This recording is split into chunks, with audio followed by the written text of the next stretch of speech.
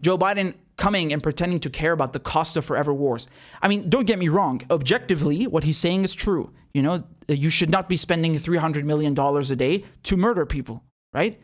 You should not be, you know, of course, the primary victims of any imperialist conquest are the people being invaded. So in this case, the Afghans. The Afghans will always be the number one victims because they are the ones who were invaded and killed.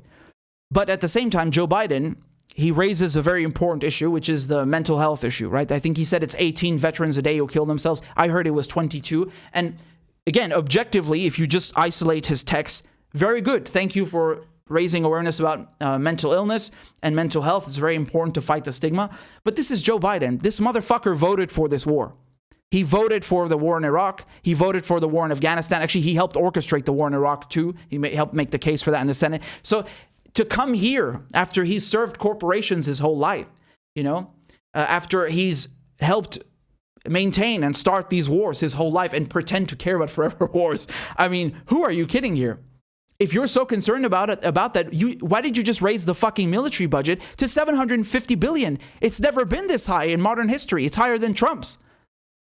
So he says we shouldn't spend money on war, and then he raises the military budget to the highest it's ever been in recent history? Are you kidding me? This is why he's full of shit. And all Democrats and Republicans are full of it. They talk out of both sides of their mouth. They say one thing and then do another. So I do not trust this guy one bit, even though objectively, of course, it's a good thing to leave Afghanistan if they are actually leaving. It's nice not to spend so much money killing people and not to kill them in the first place, even if it were for free, right? This is wrong. But, you know, the military budget is astronomical. And, you know, when we talk about, if he wants to talk about mental illness, you know, there are more than just veterans who are suffering from mental illness. You should give people health care instead of sitting there and saying, oh, I'm going to veto Medicare for all, right? Where's the plan to give people, you know, universal health care, which would include mental health coverage? Everyone needs that. You know, they say one thing, oh, you know, we love our veterans. And then when they come back, they treat them like shit, right? Look at after Vietnam, what they did to them. They treated them like fucking dirt, right? We've looked at that before. So, you know, they say, oh, yeah, we love the heroes, our veterans. You know, it's just propaganda. They don't actually give a shit about anyone except themselves and their friends. If they cared about their veterans, they wouldn't send them to go murder people and die in battle. You know, if you actually care about someone, you don't send them to war to commit atrocities, no less. Again, by the way, it's just like Trump. Trump's like, oh yeah, we have to stop the forever wars. We have to leave. You know, leave what? He just moved troops from northern Syria to eastern Syria to steal oil, and then he says it. We're stealing the oil.